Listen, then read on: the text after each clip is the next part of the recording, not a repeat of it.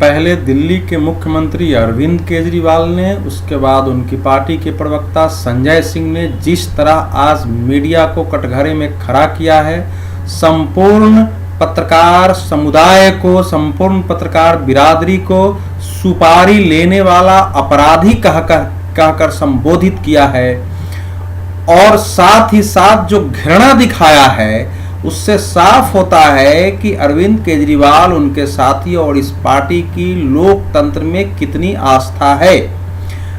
ये पहली बार नहीं है।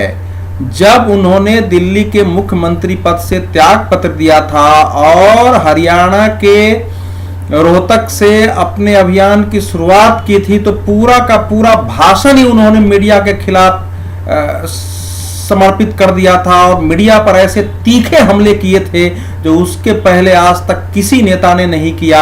मीडिया को उन्होंने पूरी तरह से एक खलनायक साबित किया। मीडिया को चोर, दलाल, पूंजीपतियों का दलाल, पार्टियों का दलाल, पार्टियों से पैसा लेकर काम करने वाले, जितनी गालियां हो सकती हैं वो उन्होंने अपनी भाषा में दिया था।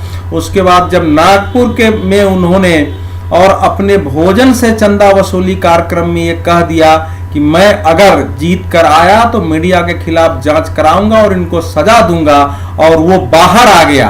उसके बाद उन्होंने नकारने की भी कोशिश की।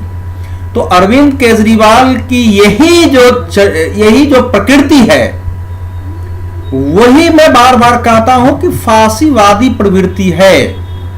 इसी मीडिया को जब चाहो, जैसे चाहो उसका उपयोग करो, मीडिया की बदौलत अपनी छवि बनाओ, मीडिया में अपनी सब इंस्टेंशिएटेड बातें, जो अपनी अपुष्ट बातें हैं, उसी रूप में लाइव चलवा दो। लेकिन दूसरे की बातें उन पर हमला करने, उनकी आलोचना करने वाली है, उनकी निंदा करने वाली है, उनके सरकार पर प्रश्न उठाने वाली है, ये मीडिया नहीं चलाए। ये मीडिया को नियंत्रित करने वाला एक ऐसा नेता भारत में पैदा हो गया है जिसके अंदर लोकतंत्र के प्रति कोई सम्मान नहीं है, जिसके अंदर पत्रकारिता के प्रति कोई सम्मान और श्रद्धा नहीं है, जिसके अंदर पत्रकारिता और प्रेस की आजादी के प्रति भी कोई सम्मान नहीं है।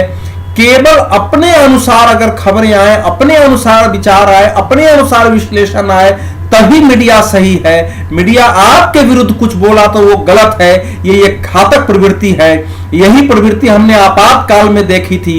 यही प्रवृत्ति हमने जो है समय समय पर, जब भी कोई ऐसे बड़े कांड होते हैं जिसमें राजनेता और प्रशासन पर प्रश्न खड़ा होता है, तो वहां का प्रशासन मीडिया को घेरेबंदी में लेने और उनको खबरों तक और सच्चाई तक न पहुंचने देने के लिए कदम उठाता है। और यही प्रवृत्ति हमने दुनिया में फासिस्ट शक्तियों की देखी है।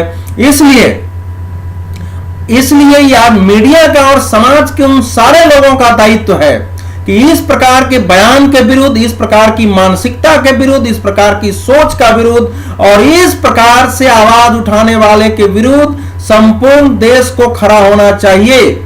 पत्रकारिता में जो दोष हैं वो हैं, उन पर चर्चा होनी चाहिए। पत्रकारिता में अच्छे बुरे दोनों प्रकार के लोग हैं। कई बार पत्रकार होते हुए मैं स्वयं भी आहत होता हूं अपने पत्रकार मित्रों की भूमिका से। फिर भी ये मैं मानता हूं कि पत्रकार इस समय सुपारी किलर नहीं है।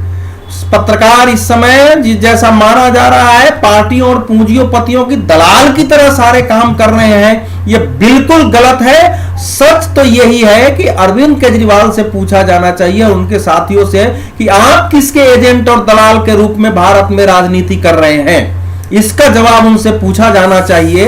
प्रश्न उठाया प्रशांत भूषण जी ने, आशीष खेतान को बताया कि उन्होंने पेड न्यूज लिखा है, वो खबर मीडिया ने चलाई है। अगर कोई महिला कोई शिकायत लेकर के आई है, हालांकि वो शिकायत उनकी पार्टी के कार्यकर्ताओं ने की थी, उसको मीडिया चला रहा है। यह ठीक है कि वो महिला इस समय जो शिकायत लेके आई है महिला आयोग में, उसमें केवल इतना ही है कि कुमार विश्वास उसके बारे में खंडन करें, वो बात समझ में आती है कि उसमें वो आए और कहें। लेकिन मीडिया वैसे नहीं चल सकता जैसे आप चाहते हैं। उसके भी देखने का अपना नजरिया है। जो कुछ आप बोल और दिखा रहे हैं, जो शिकायत करा रहे हैं, उसके पीछे का ढूंढना भी हमारा दायित्व है और हम ये दायित्व निभाते रहेंगे। लेकिन एक मुख्यमंत्री होकर के जिस ढंग से उन्होंने विष नमन किया है, यह घोर आपत्तिजनक है, निंदनीय है। और ऐसे व्यक्ति के विरुद्ध इस देश के हर स्वाभाविक लोकतंत्र में आस्था रखने वाले, अभिव्यक्ति की स्वतंत्रता में आस्था रखने वाले व्यक्ति को आवाज उठानी चाहिए।